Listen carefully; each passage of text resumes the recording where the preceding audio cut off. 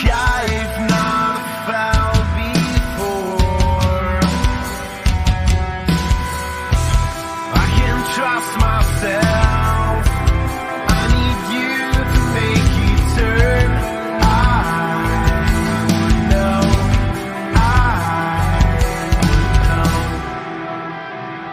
Will you follow me when the sky starts to change?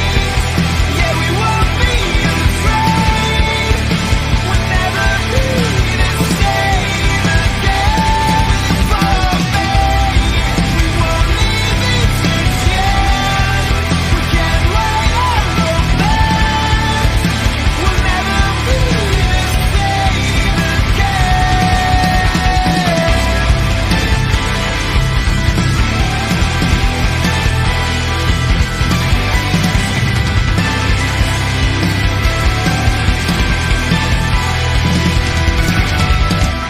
I could keep the light from turning into darkness. You'd be my escape. While we've been told, easy to unfold. Future might seem out of reach, but we're getting close. We'll fall, never be the same again.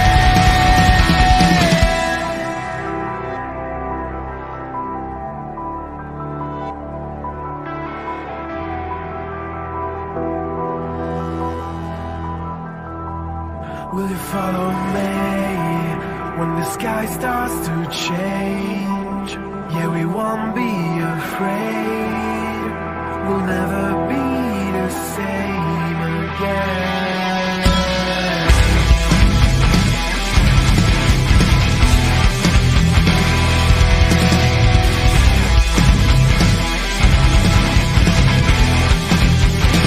Will you follow me when the sky starts to change? Yeah, we won't be afraid. We'll never be the same again. Will you follow me? We won't leave it to chance. We can't wait on romance. We'll never be the same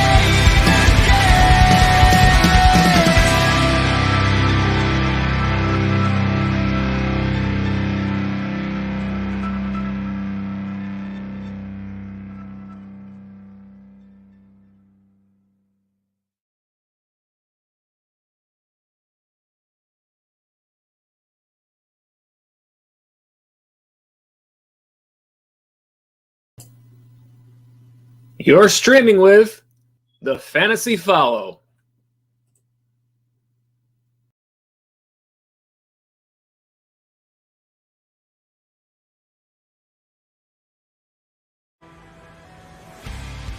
Welcome to TFF Live and Week 8 of Fantasy Football. It's that time of the year to start your playoff push. We got a great show today, so let's get right into it.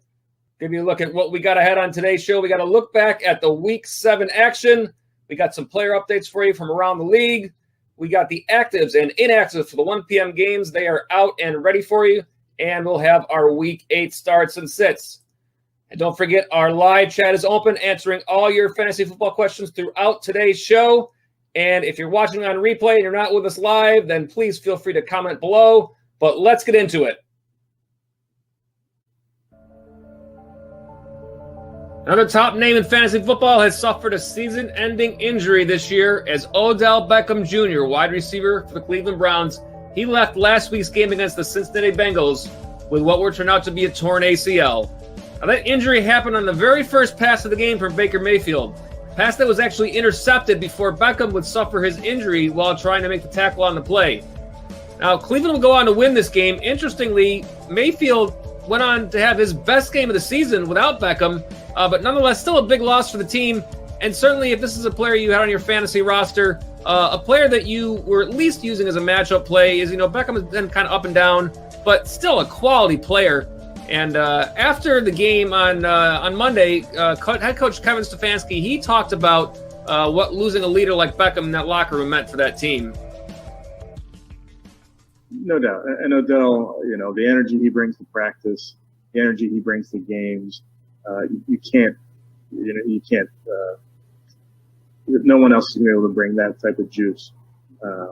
But it's our job to find the guys that can go compete, that we can go put them in spots where they can succeed. And I think we'll be able to do that. That's not easy. I don't want to have to do it. And I'm very disappointed for Odell. But that's the nature of this beast. And injuries are part of this game, and doesn't mean any of us have to like it, but we do have to deal with it. It's been another interesting year in Cleveland. I mean, the Browns have certainly found more success in the win column this year. From a fantasy standpoint, it's still kind of been a little bit up and down. I mean, by far, their best player right now in terms of fantasy value has been Kareem Hunt, currently the RB6. Of course, with Nick Chubb out to injury, that Hunt has received the benefit of that. Chubb will be expected to return at some point. And other than that, I mean, Baker Mayfield has been not great, although he had a better game, interestingly, this past week after Beckham went out. So it's going to be kind of interesting to see how that plays out if he continues to play better in the absence of Odell. For Beckham himself, I mean, you've probably played him if you have him on your roster, but he's at WR26, so he still falls just below a wide receiver 2 level. So it certainly hasn't been a great year. Jarvis Landry, hasn't been above that. And now also Austin Hooper out to injury. So it's going to be, as far as who steps up and fills the void left to injury here, who knows? I mean, you have to think Kevin Stefanski wants to run the ball. And for sure, when Nick Chubb comes back, they're going to lean on that even more, I would think. I mean, especially if they are able to continue to play with some leads, then I would think that Hunt and Chubb are going to continue to be productive players, and probably the rest are going to be hit and miss. But, it's always interesting in Cleveland, so it'll be a fun watch for the rest of this year for sure.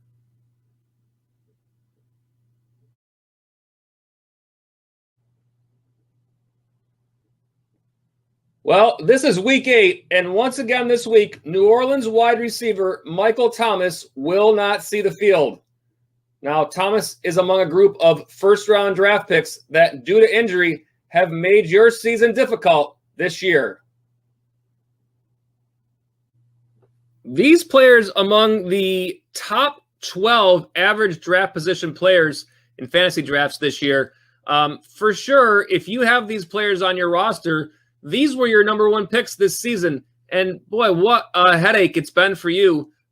Thomas, as we mentioned, he has scored 4.70 fantasy points this year. He's played 1 game. This is week 8, and he's still not on the field. And, of course, Christian McCaffrey and Saquon Barkley, they were routinely the numbers 1 and 2 picks in fantasy drafts this year, respectively. McCaffrey, in his 2 games, 53.30 fantasy points. So he was certainly off to a great start, as usual. And he is expected to return soon. So if you have him on a roster, hopefully some relief for you there. But Saquon Barkley, in his 2 games, 15.40 fantasy points before his season-ending injury. So it's been a little bit of a rough go. Hopefully you found a way. This is a struggle. When you lose your top pick in a fantasy season, it certainly changes your fortunes. So hopefully with McCaffrey coming back, rosters that have him, we'll start to hopefully turn things around just in time to kind of make a playoff push.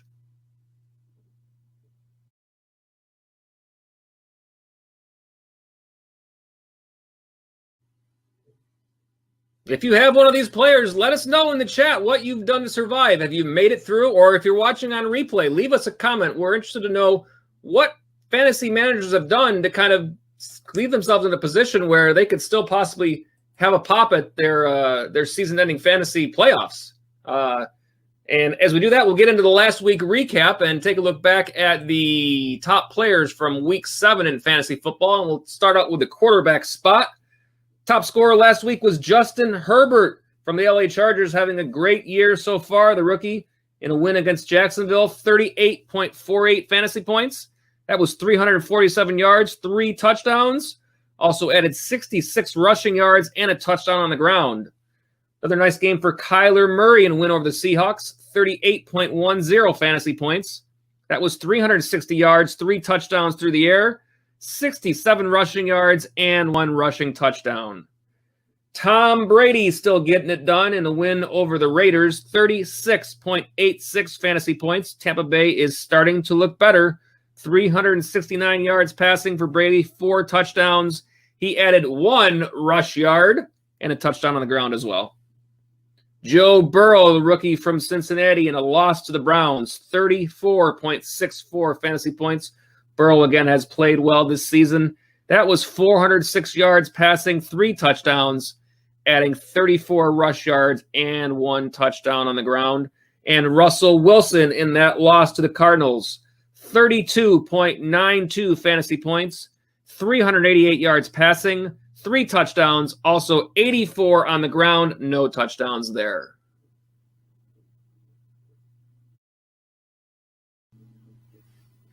Just a great week for Tyler Lockett as he leads the wide receiver scores last week, and in fact, the highest fantasy score of any player this season so far.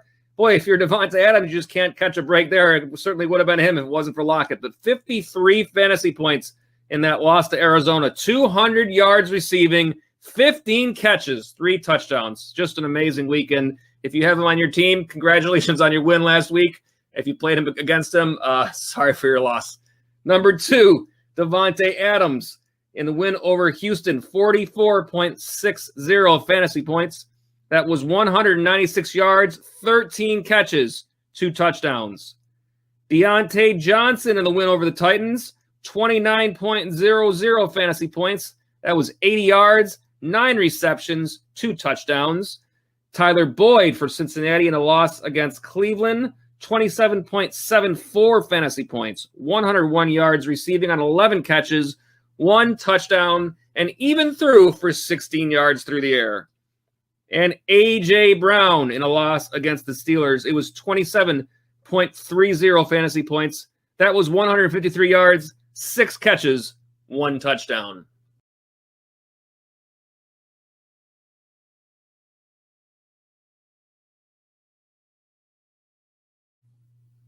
For the running backs, it was Jeff Wilson from the 49ers who led the way with 32.00 fantasy points in a win over the Patriots. Now, Wilson did leave that game with injury and is expected to go on IR. But in that game, it was 112 yards, 3 touchdowns, along with 8 receiving yards on 2 catches. James Robinson, well, I missed on him last week. That was 31.70 fantasy points. A great game in a loss against the Chargers. 119 yards rushing with a touchdown, as well as 18 receiving yards on 4 catches and a touchdown through the air as well. Alvin Kamara continuing to fill the void left by that Michael Thomas injury. 22.80 fantasy points in a win against Carolina. That was 83 yards on the ground, no touchdowns there. 65 receiving yards on 8 catches, no touchdowns there as well. And then it was Todd Gurley from the Falcons in a loss against the Lions. 22.20 fantasy points. That was 63 yards rushing, 2 touchdowns, 19 receiving yards, along with the 2 catches there, no touchdowns through the air. Chase Edmonds in the 5 spot in a win over Seattle, 21.50 fantasy points. That was 58 yards, no touchdowns on the ground, 87 yards receiving, 7 catches, no touchdowns through the air. And let's talk a minute about Chase Edmonds because he is worth checking your waiver wire with Kenyon Drake out, and they're on a bye this week. He could be a forgotten guy. Now, he certainly doesn't qualify to be under that 50% for our normal waiver wire list, but at last check on Yahoo, he was rostered in 63% of all leagues, and that is still relatively low. I expect Chase Edmonds to play very well while Kenyon Drake is out. And in fact, I expect him to actually play better than Drake was playing and possibly take away some of his work when Drake gets back. So if for some reason he is available in your league, go out and take a look. They're on bye this week. You should be able to just pick him up for nothing right now if he's there. So definitely a player to look out for in the upcoming weeks.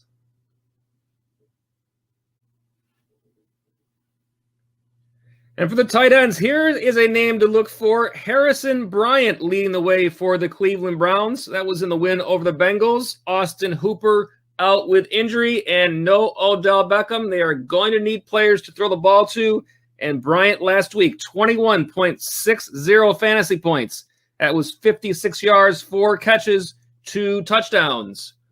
Rob Gronkowski getting it going with Tom Brady.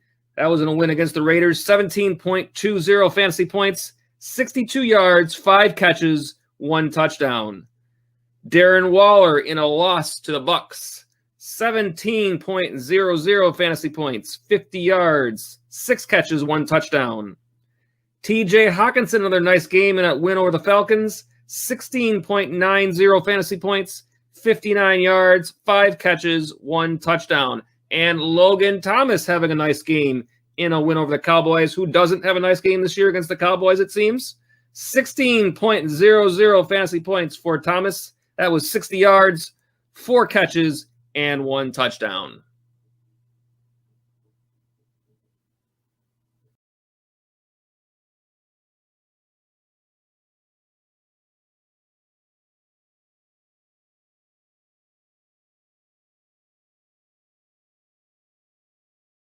Let's make sure we're not on mute here. We got some comments from last week. That takes us through the recap. Let's get right into our chat before we move on with the rest of our content. We got a lot in the rest of our show, but by all means, if we got chat, we want to get to it right away. So first of all, from Larry.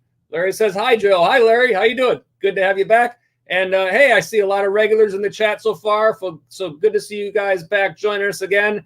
If you're new to the stream, welcome as well. Let's get right into what we got. And Larry has a lineup question. He says, pick 2 out of these 3 for my flex this week.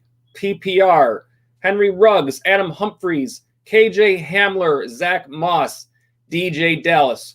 Well, the first one I'm going to pick there is Ruggs. I like the matchup a lot for Las Vegas today.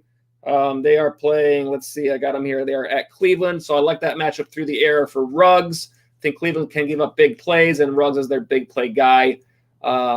The next one is going to be a little closer for me. I think it's going to depend on what happens with the running back situation in Seattle, and we just don't know. If Carson's out, which I can't possibly think Carson's going to play today, it'll really shock me. And then if Hyde's out, then DJ Dallas has the clear path to the workload there. It's a bad matchup, but sheer volume, I mean, you probably take volume over a matchup play any day. If not, I don't hate Zach Moss against New England. I'm a little bit worried about the Buffalo game, as all Bills fans are when we play the Patriots. But if you ask someone from outside of Buffalo, I would think they say that they're probably going to beat them pretty good today. It's just simply because there's so many players out for New England, and that means game script running, and Zach Moss will get the touches at the goal line over Devin Singletary most likely. So I would probably say Ruggs would be first. I'd probably go Dallas next if he's the only running back there. But if not, I would consider Zach Moss. And again, all of your questions, same as always. I want to give you the best opinion I can, backed up with as much information as I can give you. But by all means, fantasy football is all about opinions. I want you guys to try to make, be able to make the best decisions you can based on the input that we have and what you have to look at. So your roster. I definitely think those 2 are good possibilities, but hopefully make the best decision and it works out for you. And Larry says apparently he can't count either, but I think we figured it out. 2 of these 3. I read it straight, but we got it right. So, all right, next one we got is from Go Crazy TV. Tyler Boyd or A.J. Brown. I don't dislike either of these players today, but Tyler Boyd is my top start for the week. You'll see him a little bit later on in the show. I think he's been returning great value this year. I think there's so much volume in the pass game there for Cincinnati, and Cincinnati playing versus Tennessee. So it's the same game. Odds are if one player has a good game, then the other one probably is also going to as well. That happens very often. So I really don't think you can go wrong with either of these 2. If it were me, I would probably be taking Boyd, but it's very close. So again, go with your gut. But I would say Boyd is definitely a top player at this point to me, so I don't think you can go wrong there. We got a question here from Bill Kennicott. Thanks, Bill, and thanks Go Crazy TV for being with the stream again, and thank you, Bill. Bill says, Deontay Johnson, LaMichael Perrine, or Hunter Henry in the flex. I don't have Hunter Henry on my start list for tight ends this week. Looking at the matchup, they're playing Denver. Perrine against Kansas City. Kansas City is bad against the run. However, I can't imagine that the Jets are ahead in that game for long and have any opportunity to actually run the ball. So I think process of elimination, and he seems to be healthy. I'd go with Deontay Johnson in this one. I know I have him in a couple of lineups this week. I know it's a tough matchup against Baltimore, but I do think that there's a good chance that Pittsburgh is not that Pittsburgh doesn't ever throw the ball. I think they may have to throw the ball today because of being down to Baltimore. I have a feeling Baltimore might outplay them. It's certainly going to be a great game. But I think of these three, Deontay Johnson has gotten so much of the workload there. I would like him as your choice here. All right. Thank you guys again for all of the chats, and we will have more, and we'll remind you that our live chat is open. So please feel free to get in with any questions that you have.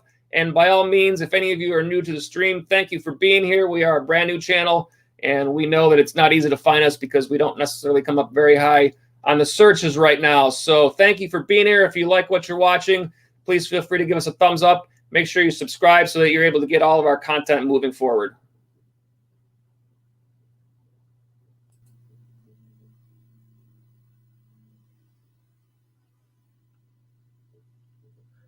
All right, let's take you around the league for some of the player updates from the week leading up to today's game. And today we're going to start out in Minnesota.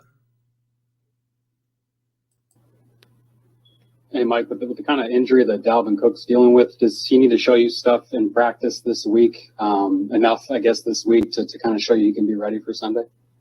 Yeah, I assume that he'll be ready.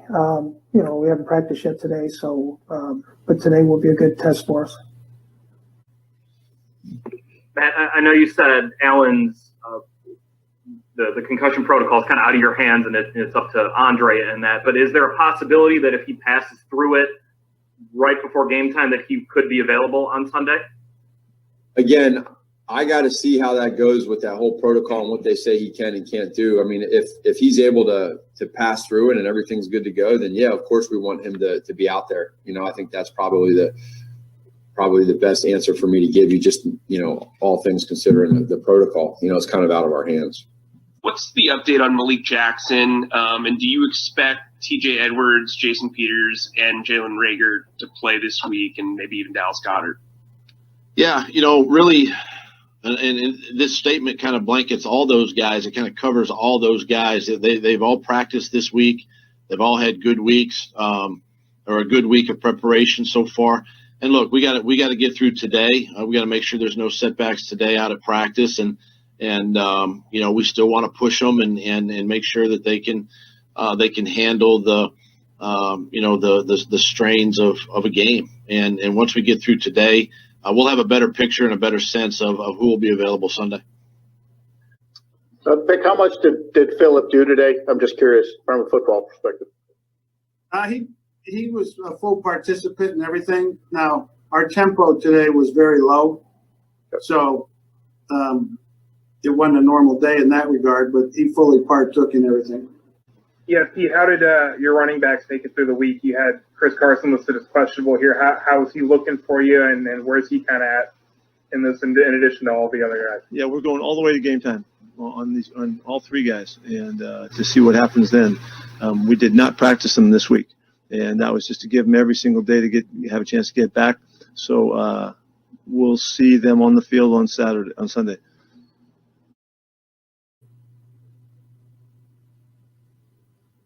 Coming up next, we're going to get you your actives and inactives for the 1 p.m. games here for Week 8. But before we do that, we want to thank you for being with us today and remind you that the TFF Live Sunday pregame show is streaming live right here on our YouTube channel every week.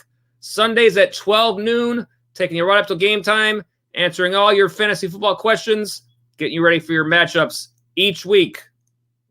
Actives and inactives up next.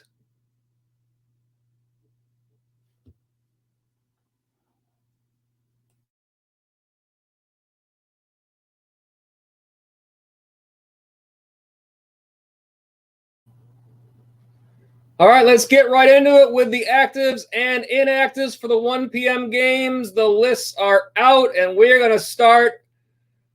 Oh boy, we're starting with the Buffalo Bills. I am nervous. I know that I've mentioned before, Bills Mafia here, and anytime we play New England, boy, this is a tough week. I know the consensus is that we should win this game, but holy cow, it's just tough. But at any rate, the fantasy implications, we have active for New England, Damian Harris, running back, and out for New England, Julian Edelman and N'Keal Harry. And as well for the Buffalo Bills, John Brown is active for this game. This is a weather situation here in Buffalo. I can look out the window right now and tell you it doesn't look quite as bad as it did earlier, but they are expecting very bad winds in this game. So plan accordingly if you perhaps are someone who is playing a Josh Allen or a Stephon Diggs in this game. This could be a weather game, which could make it more of a run game, and I would also think that would benefit Cam Newton if you're somebody who's playing him as your quarterback this week.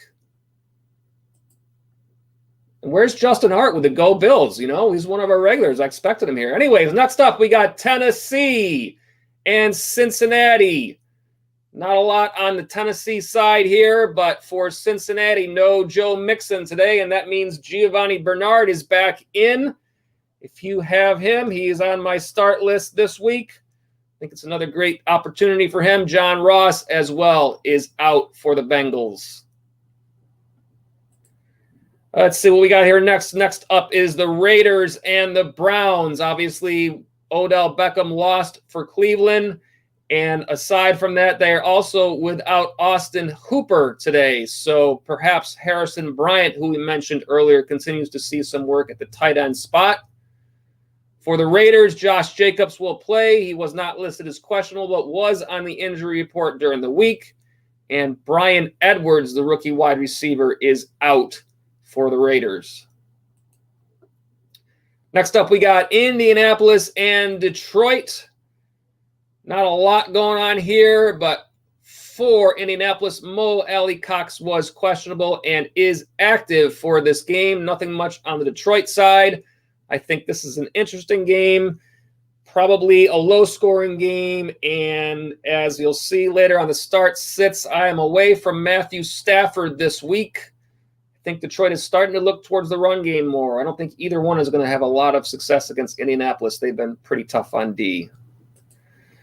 Next up, we got Minnesota and Green Bay. The big name here is Dalvin Cook. Was questionable. He is active for this game. The other big name is Aaron Jones, who missed the second straight week for Green Bay. That means Jamal Williams if you got him at the running back spot. And I also like a lot of the pass players for Green Bay against Minnesota. The Vikings have been pretty bad in the air this year. So I like them in this game. But again, we will see what happens there. All right, up next, we got the Flying Adam Gases visiting the Chiefs. Active for the Jets is Frank Gore. Inactive is Brashad Perriman and Jamison Crowder. And for the Chiefs, Sammy Watkins is out. This is a Jets game, so that's usually about where that ends that, and I probably will keep that at the same spot today. You got a quick question that will sneak in here in the middle of our actives and inactives from Larry. And Larry asked, is there any good reason to start Cam Newton over Ryan Tannehill today? No. I'll just say it. The only good reason would be if you're counting on the weather. I think New England is so down with who they have available to them today. I can't say I like them over someone like Ryan Tannehill. Now, it's different if you're talking about a Newton versus a Matthew Stafford or something like that, but I like Tannehill's matchup. He's been playing great. The receivers have been playing well. Jonnu Smith, who was banged up, should be fully healthy. A.J. Brown is there. I don't think that there's – I guess you could talk your way into a Cam Newton start here, and for sure he could have a great game. You never know. But I like Tannehill too much. I think he's the one to go with here. All right, we'll get you back into the actives and actives we left off here. And we'll put back up our other piece of chat here. There we go. This game, the Rams at Miami. active for the Rams, he was questionable as Tyler Higbee. I don't know. It's a questionable play. And for the Dolphins, Devontae Parker will play. Jordan Howard will not. This, of course, will be the first game for Tua Tagovailoa. So very interesting what happens here. I like the Rams defense today a lot, even though the matchup in terms of how it's qualified against Miami, they haven't been giving up a lot of fantasy points to opposing defenses, but I like the Rams defense a lot. I think they're going to get after Tua as much as possible, and it'll be interesting to see what the offense looks like with him in there instead of Fitzmagic at this point. So a game to watch in Miami. And then the last game we got in the 1 p.m. window. Oh, yeah, this game, only 6-0, 5-1, Pittsburgh against Baltimore, probably the best game of the weekend, I would guess. Deontay Johnson is active. Inactive, as we thought he would be, is Mark Ingram. I don't know how much help that is in the backfield for Baltimore. It's still a mess there. J.K. Dobbins, Gus Edwards, perhaps you can get some value out of either of them. Going to be an interesting game. Not sure, did not check on the weather there, but in this part of the country, it's possible that they're also struggling a little bit there, but kind of remains to be seen.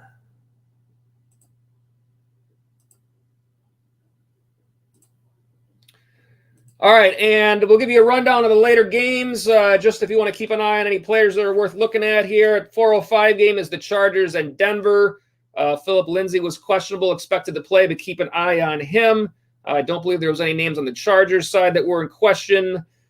The 4:25 New Orleans at Chicago. Obviously, Michael Thomas is out again for the Saints, and also Emmanuel Sanders still out there. I'll have Jared Cook in my starts and sits later as a result.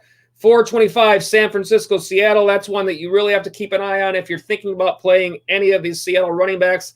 It looks like, and I haven't seen reports otherwise yet this morning, that Chris Carson is trying to make a push to play in this game. I can't believe that. He has not practiced all year, and as we saw in the soundbite from Pete Carroll, all week. None of their running backs have practiced at all this week. Bad matchup against San Francisco. That's a tough one. You might have to start Carson if you're in that sort of a spot. I would stay away from him if possible. We'll talk about that later. And then the Sunday night game is Dallas at Philadelphia. Some interesting stuff to look at there. Jalen Reagor back for the Eagles. Dallas Goedert back for the Eagles. Dallas, no Andy Dalton. It'll be Ben DiNucci. So you got to think most of the Dallas side will get a downgrade in terms of their value in this game. And Philadelphia, hey, if you got any of them against the Cowboys, you're probably playing them today. So that'll be a nice game to watch. Probably not a great game from the reality football perspective, but fantasy-wise should be interesting. And then the Monday night game is Tampa Bay at the Giants. Another interesting one here. We have, I expect Mike Evans to play well with no Chris Godwin. He has seemed to have much better looks in the games that Godwin has missed. Defensively, I like Tampa Bay against the Giants on their D side. So we'll see what happens in those games, but some good matchups, some interesting stuff to watch. And that will do it for our actives, inactives. And let's get you some information about us. We are the Fantasy Follow. We thank you for streaming with us today. We're a brand new channel, so we're glad you found us. Please, if you like any of our videos, feel free to give us a thumbs up and share. And by all means, go ahead and click that subscribe button. Make sure you get notifications for when our future content is available. Also, if you're watching the show on replay, please leave us your comments below and let us know what players you like and how things worked out based on everything we talked about throughout the show. Check us out on Twitter at the Fantasy Follow, and that's fantasy spelled FNTSY. Don't forget, on Twitter, you can send us your fantasy football questions during the week using the hashtag AskTFFLive, and we will answer those questions live on our Sunday pregame show. Facebook / The Fantasy Follow, and our website, thefantasyfollow.com.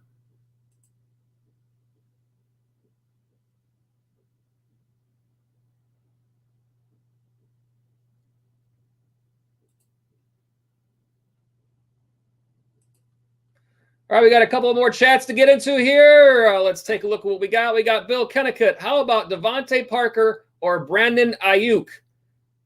And Bill says, and be honest. I will be honest. And Devontae Parker is a player that I struggle with often. I feel he's very hard to predict. I don't know why that is. He seems like such a great talent. But let's put the question back up here so anyone else that's watching knows what we're talking about. I love Brandon Ayuk today going against Seattle.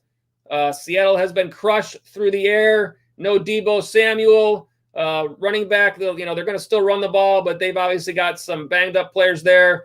Definitely Brandon Ayuk of these two players and not Devontae Parker going against the Rams, a tougher defense to go up against. So, yes, Brandon Ayuk is my choice there. Thank you again, Bill. Thank you all for being in the chat. And, of course, glad to have you guys with us. You are very important to our show as we grow this channel. So great to see you regulars back. And if you're new to the stream, we hope you're enjoying what you're watching. Feel free to add your questions, and we will get to them throughout the rest of today's show.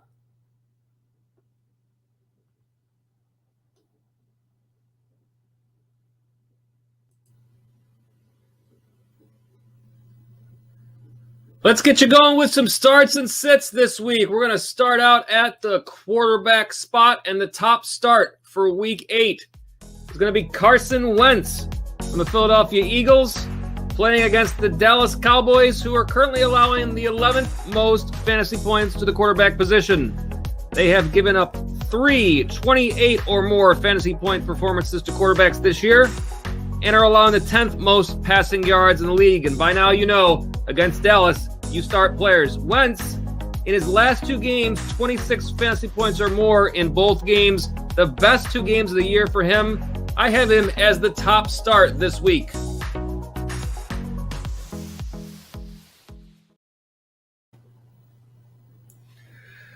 And here is the rest of the top five at the quarterback position. Number 2, I've got Derek Carr from the Raiders playing against the Browns. I think he's a good streaming option today. Cleveland allowing the 8th most fantasy points to the quarterback spot. They have given up 3 27-plus fantasy point performances to quarterbacks this year and 406 yards last week to Joe Burrow. They're allowing the 3rd most passing yards in the league. Carr has been 20 or more fantasy points in 3 straight games, and he has 2 or more touchdowns in 5 of his 6 games. I like Derek Carr today. Aaron Rodgers is at 3rd, playing the Vikings, who are allowing the 7th most fantasy points to the quarterback spot. They have allowed 3 quarterbacks 25 or more fantasy points this year and are giving up the 4th most passing yards in the league. In Week 1, Rodgers against Minnesota, 30.76 fantasy points, 364 yards, and 4 touchdowns. And he has had 24 or more fantasy points in 4 of 6 games and 4 touchdowns in 3 of 6 games. Don't need much convincing to tell you to start Aaron Rodgers. Number 4 is Justin Herbert from the Chargers, another guy who has been great as of late. Playing against the Broncos, they are allowing the 12th most fantasy points to the quarterback spot. They've allowed 19 or more in 4 of 6 games, and they are giving up the 12th most passing yards in the league. Herbert last week, 38.48 fantasy points. That was 347 yards and 3 touchdowns. He's had 24 or more in 3 straight games. I like Herbert again this week. And Ryan Tannehill. Here's your answer, Larry. Ryan Tannehill on the start list. Playing the Bengals there in the middle of the pack. 15th most fantasy points to the quarterback spot. But they have allowed 25-plus fantasy points each of the last 2 weeks. And last week, 5 touchdowns to Baker Mayfield. Tannehill, 26 or more fantasy points in 3 of 6 games this year. So I definitely like Ryan Tannehill again in this matchup.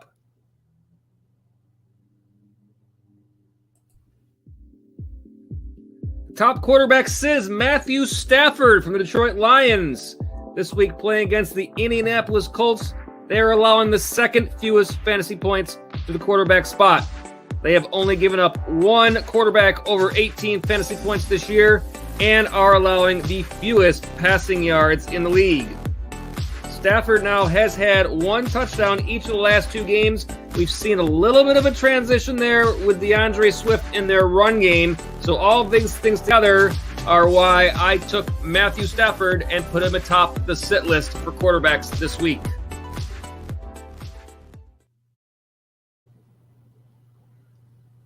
The rest of the top 5, Daniel Jones from the Giants playing against Tampa Bay in the Monday night game. Tampa Bay allowing the 3rd fewest fantasy points. Daniel Jones plays for the Giants. He's playing the Bucs. They allow, let's get it straight, the 3rd fewest fantasy points to the quarterback spot. Only 2 quarterbacks have gone over 15 fantasy points against them this year, and they are also allowing the 16th fewest passing yards in the league. So the fact that they're middle of the pack to the yards but low to the points means not many touchdowns being scored there by quarterbacks. Jones has been under 12 in 4 of 7 games, and I like him as a sit this week. Next is Drew Brees playing the Bears, and playing the Bears is tough at the quarterback spot. They're allowing the fewest fantasy points there. They have not allowed any quarterbacks to go over 18 this year and only have allowed a quarterback to throw multiple touchdowns in 1 game. And certainly Brees still missing Michael Thomas and Emmanuel Sanders. I like Drew Brees as a sit this week. At number 4, hey, another answer for Larry. It's Cam Newton. I didn't realize I had both of these guys up here, but look at that, I do. So Cam Newton, sometimes you forget, playing the Bills. Bills allowing 17th most, middle of the pack fantasy points to quarterbacks. Newton last week, just a rough week. In the last 2 weeks, he's had 5 interceptions versus San Fran. It was 2.82 fantasy points. Certainly expecting to play a little better than that, but nonetheless missing a lot of players. I still like him as a sit this week. And at number 5, it's going to be Jared Goff for the Rams playing against Miami. Miami allowing the 10th fewest. Miami is a little bit tougher on defense than you would even think that, this year. Kind of sneaky. 10th fewest fantasy points to the quarterback spot. In 3 of the last 4 games, they have given up under 11 to the quarterbacks, and they are allowing the 5th fewest passing yards in the league. Goff has been under 17 points in 2 straight games, so I like Goff on the sit list this week.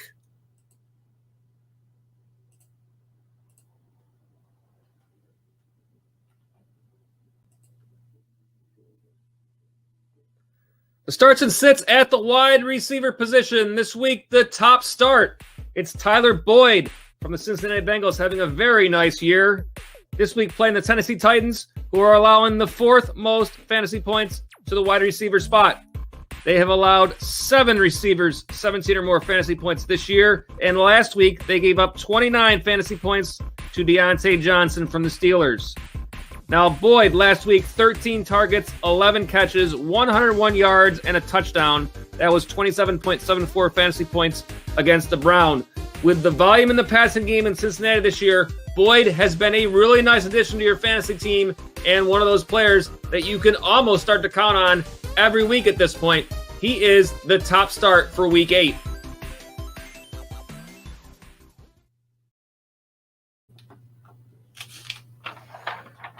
All right, the rest of the starts at the wide receiver position at number 2. For you, Bill Kennecut, it's Brandon Ayuk playing against the Seahawks. Seattle allowing the most fantasy points to the wide receiver spot. 10 receivers have gone 20 or more fantasy points this year. They have given up 100 yards 8 times. Definitely Ayuk. I love this play this week. Last week, 7 targets, 6 catches, 115 yards against New England. His first 100-yard game. There is no Deebo Samuel there for sure. Fire him up this week. Another guy, Travis Fulgham, playing the Cowboys. If you're playing the Cowboys, get him in your lineup. They're giving up the 6th most fantasy points to the wide receiver spot. Now, Jalen Reagor is back this week, so that may change things a little bit, but you have to expect that they're all going to see some nice production today. Dallas has allowed 6 20-plus fantasy point wide receivers this year and has given up 100 yards to 5 players. They're allowing the 10th most passing yards in the league. And in the last 3 games for Fulgham, 34 targets. I love this matchup again. Travis Fulgham, get him in your lineup. At number 4 is Keenan Allen, another player that I think is season-long value at this point for the Chargers, playing the Broncos. They are middle of the pack, 15th to wide receivers in terms of fantasy points. They've given up 6 17 or more fantasy points this year and are allowing the 12th most passing yards in the league. Last game for Allen, 18.8 fantasy points when he played the Broncos. And then last week versus Jacksonville, he only saw 13 targets, 10 catches. That was 22.5 fantasy points. Keenan Allen, another great start here. And at number 5, Mike Evans against the Giants. Now, this is an interesting one to me. I feel that Evans will have a nice game because of Chris Godwin being out. Let's talk about the stats. The Giants allowing the 11th most fantasy points to the wide receiver spot. They've given up 3 20-plus fantasy points this year. In Evans, he has averaged 9 targets this year in games that Godwin hasn't played and has gone 100 or more yards in 2 of those 3 games. So I like Mike Evans this year, but the reason I want to bring up his name more than that is that if Evans plays well, this is a guy that I see along the same lines as I saw Kenyon Drake.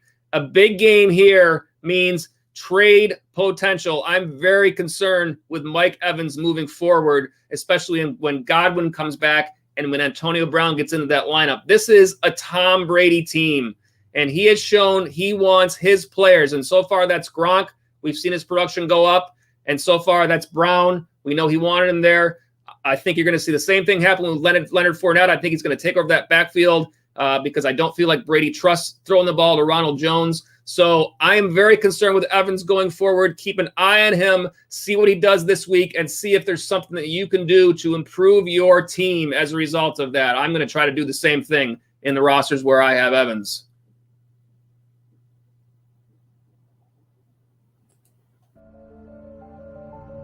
The top sit at the wide receiver spot, I've got Devontae Parker this week, playing against the LA Rams, who are allowing the 2nd fewest fantasy points to the wide receiver position. They have only allowed 3 players 15 or more fantasy points this year and are giving up the 8th fewest passing yards in the league. Parker has had only 1 game over 70 yards this season.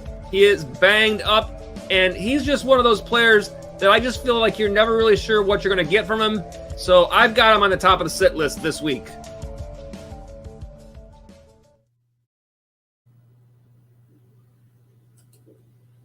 And here is the rest of the top 5 on this list. At number 2, it's Darius Slayton from the Giants playing against the Bucs. I like the Bucs defense.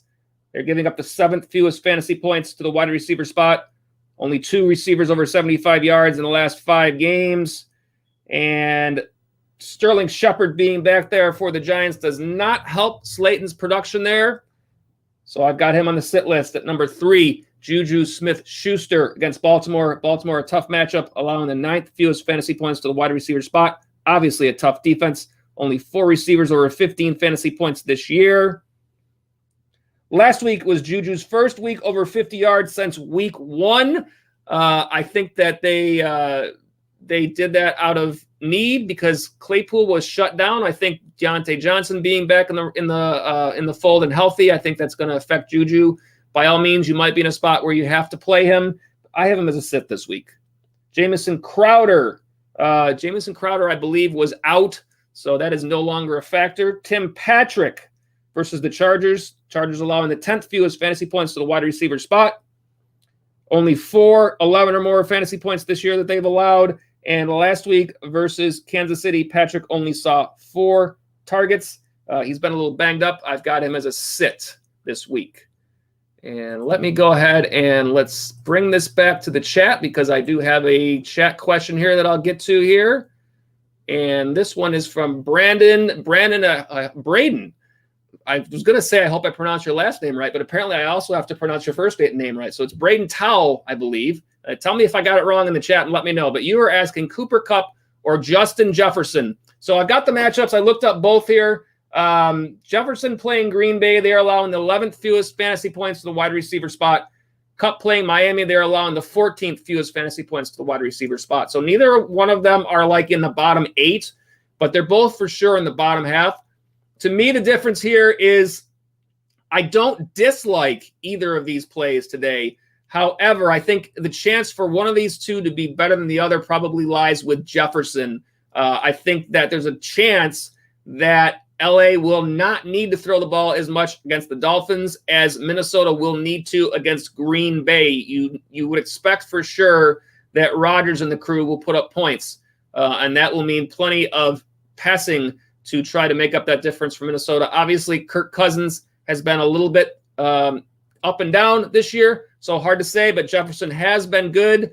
I think of the two, obviously Cook is back for the Vikings, but I think game script wise, you're looking at a better opportunity for Jefferson. So again, with any of these fantasy football, it's all about opinions. So, by all means, I try to give you the best opinion I can of how I feel based on some stats. You got to make that decision that you feel is best for your roster. But to me, I like Justin Jefferson between these two. And let me see. I can see another question from Braden, if I can get my cursor over here. And this question, which 49er runner back do I start? Boy, if you play fantasy football, you probably asked this question somewhere in the last couple of years. That is unbelievably tough.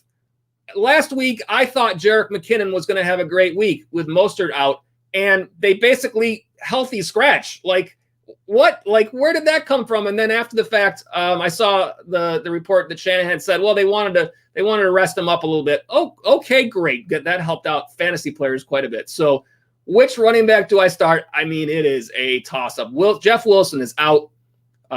I've heard a lot of things about the rookie there. I have no idea. That's just a mess. If you have any options that you can avoid this game for the Niners until that becomes more clear with their injuries, I'm guessing when Tevin Coleman is healthy, it'll be back to him. But for now, if you can stay away from them, I think it's possible that you stay away from them. If not, it's just kind of a coin flip. But Hasty, the rookie, does seem to be someone that they've talked about. But how can you tell?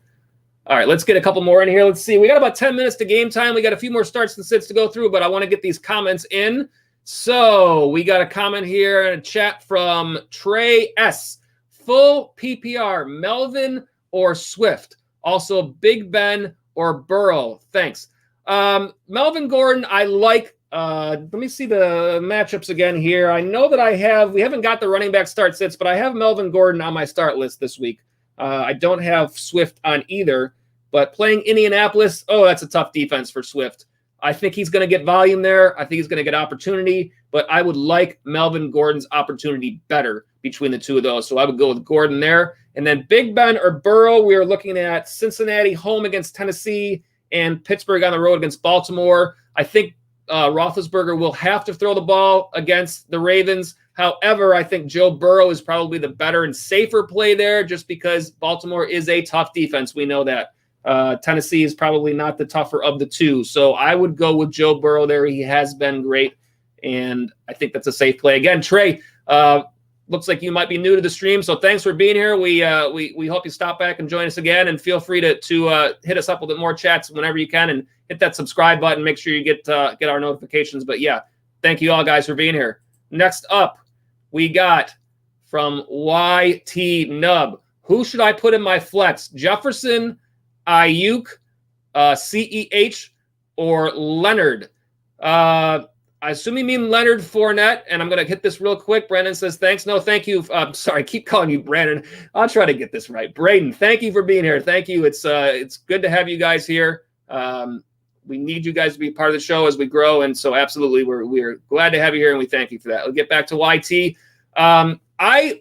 To me, it's Brandon Ayuk here. You can't beat this matchup against Seattle. I mean, look at what teams have done against them, just crushing them through the air. I think that's the play. No Deebo Samuel. I think they're going to work him in as many ways as possible. He had a great game last week. I don't dislike Jefferson. I don't dislike CEH. Who knows what's going to happen between him and Bell going against the Jets. I like Leonard Fournette this week.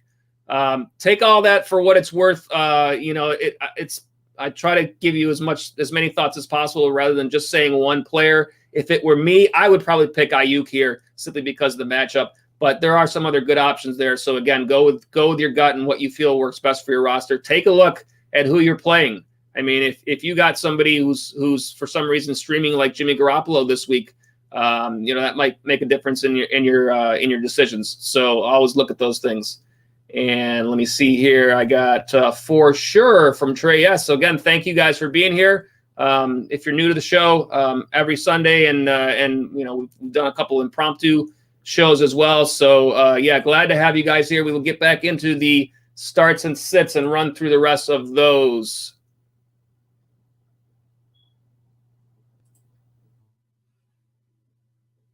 The starts and sits for week 8 at the running back position. This week, the top start It's Kareem Hunt from the Cleveland Browns playing against the Las Vegas Raiders, who are allowing the third most fantasy points to the running back position. They have allowed 6 to go 15 or more fantasy points this year and 3 28 or more. They are allowing the 8th most rushing yards in the league, and also they have seen running backs to have success in the passing game against them. And since Nick Chubb left with injury, Hunt has had only 1 game under 18 fantasy points, and he has 4 touchdown catches this year. So I believe Kareem Hunt will have a nice game, not only on the ground, but through the air. He is the top start for week 8.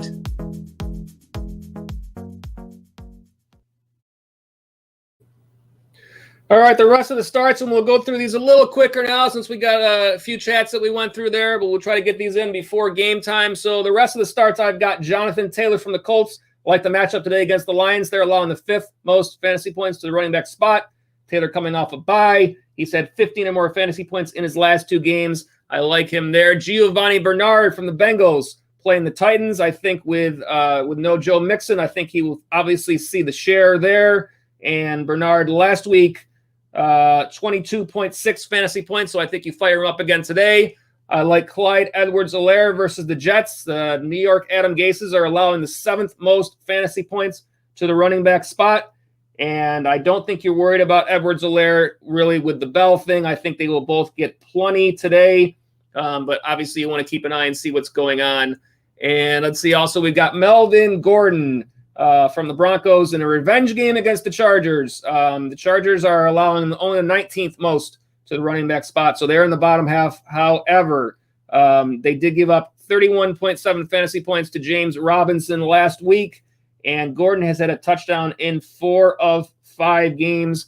I like him to have a big game. I think they're going to feed him against this team. I mean, some of these revenge games that we talk about, like, they're not true revenge. Like, this is a true revenge game to me. Like, he wanted a contract there, and he didn't get it. So I think it's going to be Melvin Gordon just getting all of it today. And let me get a couple of these other questions in here real quick before we go on to the rest. From YT, you said, okay, thanks. I also got Kittle. You're in great shape today, if that's the case. I mean, Seattle probably not giving up as many points to the tight end spot, but that's because they don't have to, because the receivers are getting them all. And we know Kittle's going to get the volume there. Larry says, thanks, Big Joe. No, thank you, Larry, for being here. Absolutely. And then we got from Braden, I dropped Hasty for Melvin Gordon just now. I'm guessing that you mean you switched out Hasty for Gordon in your lineup. If Melvin Gordon was available on your waiver wire, then more power to you, man. That's a great pickup. And then one more here from YT Nub. How about Jamal Williams? Absolutely, I love Jamal Williams today. Did not put him on the start list because not sure of what was going to happen with that Aaron Jones. But with Jones out, I absolutely love Jamal Williams. There are plenty of running backs who he should see a better day than. So, yes, I would think he is a great play today.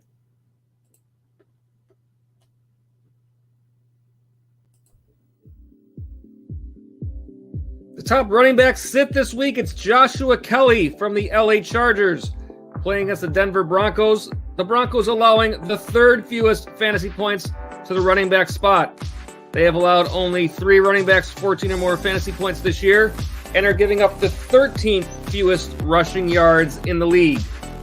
Now, last week, Kelly did outsnap Justin Jackson 38-31 versus Jacksonville, but I just don't like this matchup, along with the fact that he's splitting touches. I've got Joshua Kelly at the top of the sit list for week 8.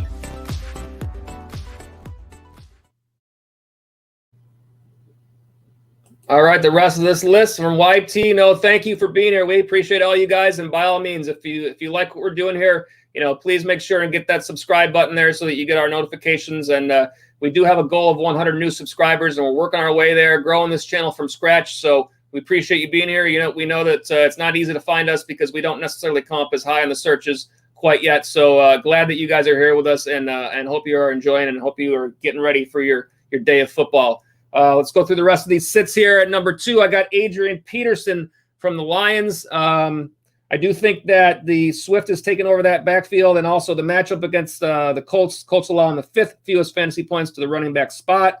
I think Swift is going to get your goal line touches.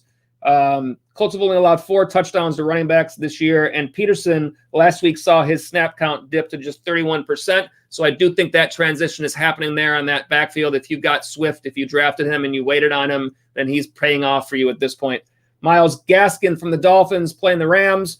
The Rams, the 9th fewest to the running back spot. They've only allowed 3 to go 12 or more fantasy points this year.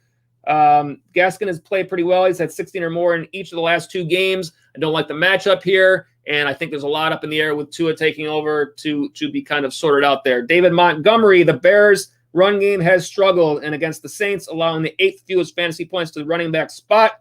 And then Chris Carson, I've got on the sit list again. If you can avoid that situation with the Seattle backfield today, I think that's to your advantage. Obviously, Carson banged up. Even if he does play, who knows what happens at that point. So I've got him as a sit, and it's a rough matchup.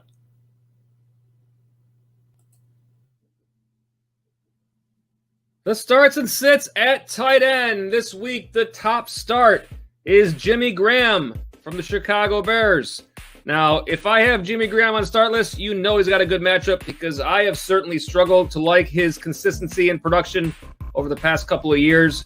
But this week, playing the New Orleans Saints, the Saints allowing the 2nd most fantasy points to the tight end spot. And it has seen that Graham has seen a little bit of an uptick in production, especially since Nick Foles took over at quarterback there. New Orleans has allowed 4 fantasy points of 12 or better to players this year at the tight end spot. And they have given up 6 touchdowns to tight ends this year. Graham has averaged over 6 targets in the last 5 games. So let's see if he has another nice week and another touchdown this week against the Saints.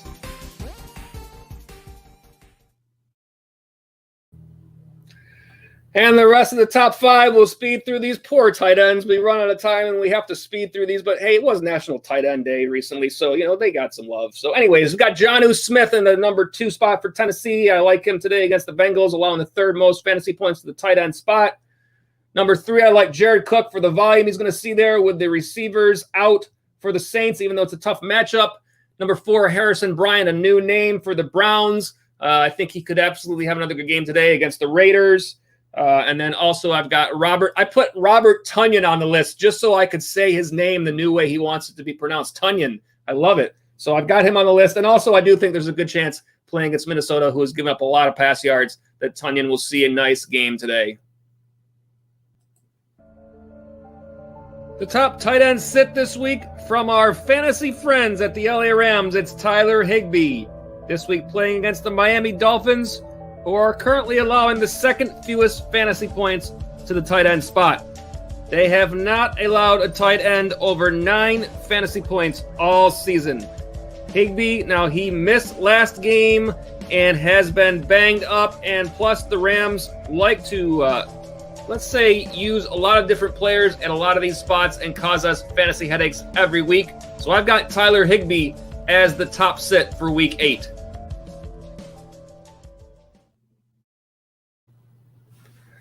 All right, and the rest of the sits, I've got Trey Burton from the Colts playing against the Lions at number 2. At number 3, I've got Dalton Schultz. Tough to know what's going to happen there with Ben DiNucci. At number 4, Evan Ingram has had so many good matchups this year, and what has he done? If you have Ingram on your roster, just frustrating. Now this week, a bad matchup against the Bucs. I got him on the sit list. And TJ Hawkinson, it seems like, is never in the middle. Like, he's either like the top start every week or he's on the sit list. Like, he doesn't get these middle matchups, but the Colts are allowing the fewest fantasy points to tight ends. So, I mean, how do you not put him on the sit list at this point, even though he's been great? So there you have our sits. We got through them all. And Braden told, I hope you come back again, Braden. I'll try to at least get your name correct from here on out. But he says 1 minute. We're probably actually even a little bit over at this point. But he says, thanks, man, and have a good Sunday. No, thank you for being here. Again, if you're new to the stream, we appreciate you finding us, and we hope you enjoy what we're doing here.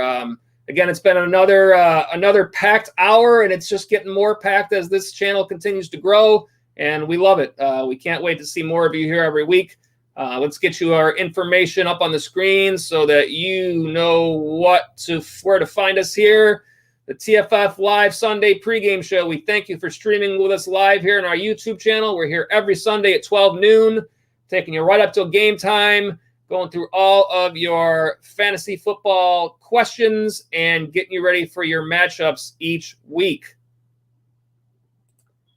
And one more screen here. I'll find it somewhere amongst all of this stuff. There it is, the information for us. We are a brand new YouTube channel, as we spoke about. We thank you for being with us as we continue to grow. If you like what we're doing, then by all means, give us a thumbs up. Feel free to share. Hit that subscribe now button. As I said, we have that new goal of 100 new subscribers as we continue to grow this channel. And if you're watching with us on replay, then hey, we want your comments. We want to know what you think or what you saw as these games played out based on the information that we went through today. Again, thank you for being here with us. If you want to check us out on Twitter, you can find us at the Fantasy Follow, and that's fantasy spelled FNTSY.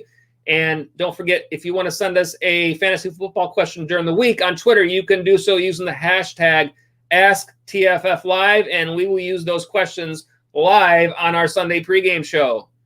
Facebook / The Fantasy Follow, our website, fantasyfollow.com. We got, how many games we got here in the 1 o'clock window here? I think we have 8. We got 8 games coming up, a couple of real good ones, Pittsburgh, Baltimore. And, most weeks I kind of have an eye on fantasy, but it's Patriots week here in Buffalo. So I'm probably going to have to be kind of watching that game. If any of you guys are Bills fans out there, then feel free to do the same. But yeah, I mean, it's going to be, let's hope and see what happens. It's going to be one of those games. But again, appreciate you being here. We hope you enjoyed the show and join us again. And as always, good luck in fantasy. We'll see you next week.